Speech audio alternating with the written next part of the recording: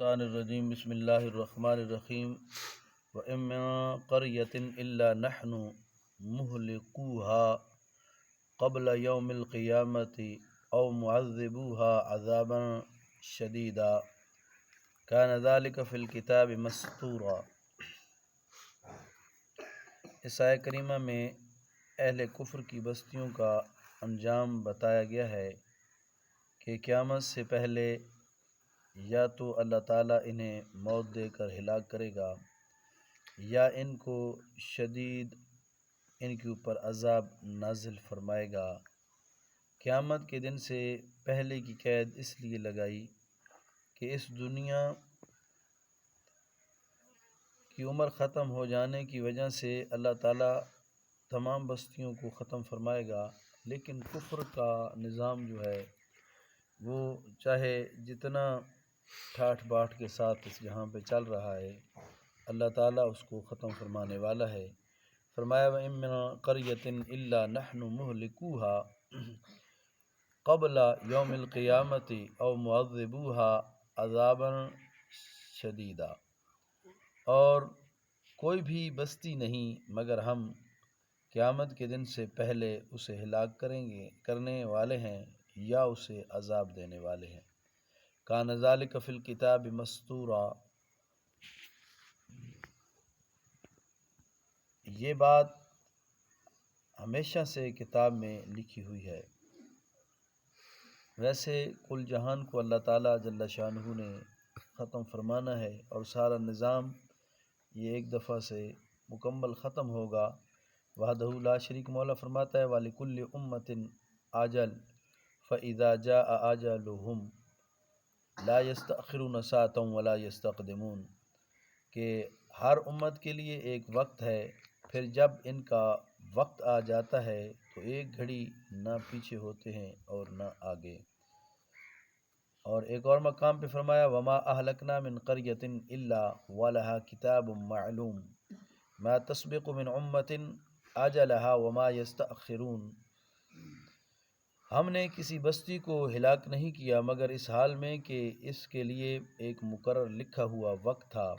کوئی امت اپنے مقرر وقت سے نہ آگے بڑھتی ہے نہ پیچھے رہتے ہیں۔ ایک اور مقام پہ اللہ تعالیٰ جل شانہ فرماتا ہے وَكَأَيٍّ مِّن قَرْيَةٍ عَتَتْ عَنْ أَمْرِ رَبِّهَا وَرُسُلِهِ فَحَاسَبْنَاهَا حِسَابًا شَدِيدًا وَعَذَّبْنَاهَا عَذَابًا نُكْرًا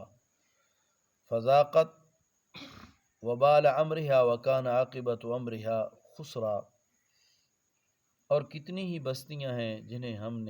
جنہوں نے اپنے رب اور اس کے رسول کے حکم کی سرکشی کی تو ہم نے ان کا محاسبہ کیا اور سخت محاسبہ، اور انہیں سزا دی، ایسی سزا جو دیکھنے سننے میں نہ آئی تھی، تو انہوں نے اپنے کام کا وبال چکھا اور ان کے کام کا انجام خسارہ تھا۔ اس مقام پہ خالق کائنات جل شانہ نے ایسے لوگوں کا ذکر فرمایا کہ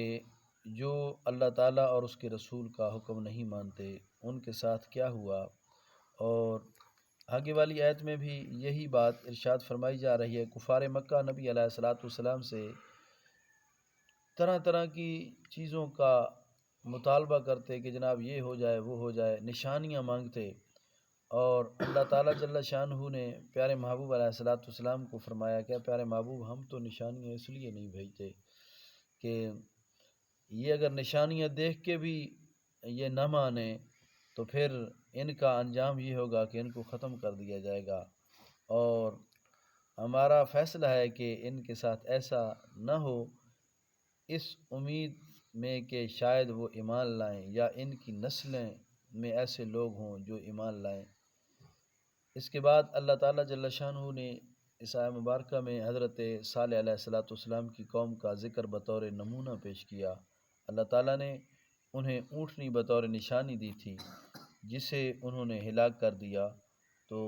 سنت الہیہ کے مطابق انہیں بالکل ختم کر دیا گیا۔ اللہ تعالیٰ فرماتا ہے کہ ہم یہ نشانیاں لوگوں کو ڈرانے کے لیے بھیجتے ہیں، اور جو بھی ایسا کرے گا اس کا انجام ہلاکت ہوگا۔ صالح علیہ الصلوۃ والسلام کی قوم کا واقعہ اللہ تعالیٰ جل شانہ نے بیان فرمایا کہ آپ کے پاس آپ کی قوم آئی اور انہوں نے کہا صالح ہمیں کوئی نشانی دکھا، تو حضرت صالح علیہ السلام نے فرمایا کون سی نشانی دیکھنا چاہتے ہو میری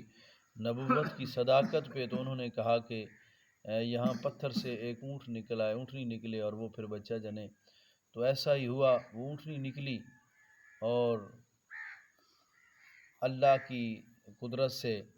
تو بجائے اس قوم کو کہ وہ یہ سارا اللہ کے نبی کا معجزہ دیکھ کر ہدایت قبول کرتے، لیکن وہ بگڑ گئے اور اللہ تعالیٰ جل شانہ کی اس نشانی کو بھی تکلیفیں پہنچائیں اور پھر عذاب ان کا مقدر بنا۔ تو اللہ تعالیٰ فرماتا ہے پیارے محبوب ہم تو عذاب یہ نشانیاں اسی لیے نہیں ان کو دیتے، فرمایا وما منعنا ان نرسل بآیات الا ان کذب بها الاولون وآتینا ثمود الناقة مبصرة فظلموا بها وما نرسل بآیات الا بالآیات الا تخویفا۔ ہمیں کسی چیز نے نہیں روکا کہ ہم نشانیاں دے کر بھیجیں، مگر اس بات نے کہ پہلے لوگوں نے انہیں جھٹلایا اور ہم نے سمود کو اونٹنی واضح نشانی کے طور پر دی تو انہوں نے بھی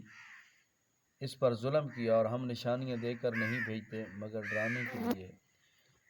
حضور علیہ السلام سے حضرت عبداللہ بن عباس فرماتے ہیں قریش نے رسول اللہ صلی اللہ علیہ وآلہ وسلم سے کہا کہ آپ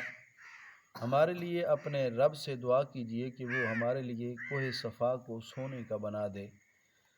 حضور علیہ السلام پر ہم ایمان لائیں گے۔ تو آپ نے فرمایا کیا واقعی تم ایمان لاؤ گے؟ تو انہوں نے کہا جی ہاں۔ تو آپ صلی اللہ علیہ وآلہ وسلم نے دعا کی کہ مولا اس کو سونے کا بنا دے۔ تو حضرت جبریل علیہ السلام تشریف لائے اور کہا رسول اکرم صلی اللہ علیہ وآلہ وسلم آپ کا رب آپ پر سلامتی بھیجتا ہے اور فرماتا ہے کہ اگر آپ چاہیں تو میں اس کوہ صفا کو ان کے لیے سونا بنا دیتا ہوں۔ جس پہاڑ کے لیے آپ دعا کا فرما رہے ہیں اس پہاڑ کو اگر آپ چاہتے ہیں تو ہم سونے کا بنا دیتے ہیں، لیکن اس کے بعد ان میں سے جس نے ایمان لانے سے انکار کیا تو اسے ایسا عذاب دیا جائے گا کہ ایسا عذاب کسی کو نہیں ہوگا، اور اگر آپ چاہیں تو ان کے لیے توبہ اور رحمت کا دروازہ کھلا رکھتا ہوں۔ تو آقا علیہ السلام نے فرمایا بلکہ میں چاہتا ہوں کہ اے پروردگار عالم میری امت کے لیے توبہ اور رحمت کا دروازہ کھلا رہے، جب یہ توبہ کرنا چاہیں تو توبہ کر لیں۔ حضور علیہ السلام نے اس بات کو پسند فرمایا۔ کفار نے اگرچہ زبان درازیاں کی کہ ایسا ہو گیا، ان کے کہنے پہ پہاڑ سونے کا نہیں بنا ان کی دعا کرنے سے، لیکن بات یہ تھی کہ نبی علیہ السلام نے ان کی باتیں سننا گوارا کر لی لیکن ان کی خیر خواہی کو نہ چھوڑا۔ یہ حضور علیہ السلام کی ان کے ساتھ خیر خواہی تھی۔ آج کل لوگ کہتے ہیں جی بھلے کا دور نہیں ہے، جس کے ساتھ بھلا کیا جائے نا وہ آگے سے باتیں کرتا ہے، تو بھائی وہ باتیں کرتا رہے۔ ہمارے نبی علیہ السلام نے بھی تو ان لوگوں کے ساتھ بھلا ہی کیا تھا نا۔ اگر وہ سونے کا پہاڑ بن جاتا اور وہ پھر بھی ایمان لاتے تو تباہ و برباد ہو جاتے، لیکن نبی علیہ السلام نے فرمایا اللہ تعالیٰ نے پیارے محبوب علیہ السلام کو دو چیزوں میں سے ایک چیز کے حوالے سے فرما دیا، تو پیارے محبوب علیہ السلام نے اس کو پسند فرما لیا کہ ان کے لیے توبہ اور رحمت کا دروازہ کھلا رہ جائے،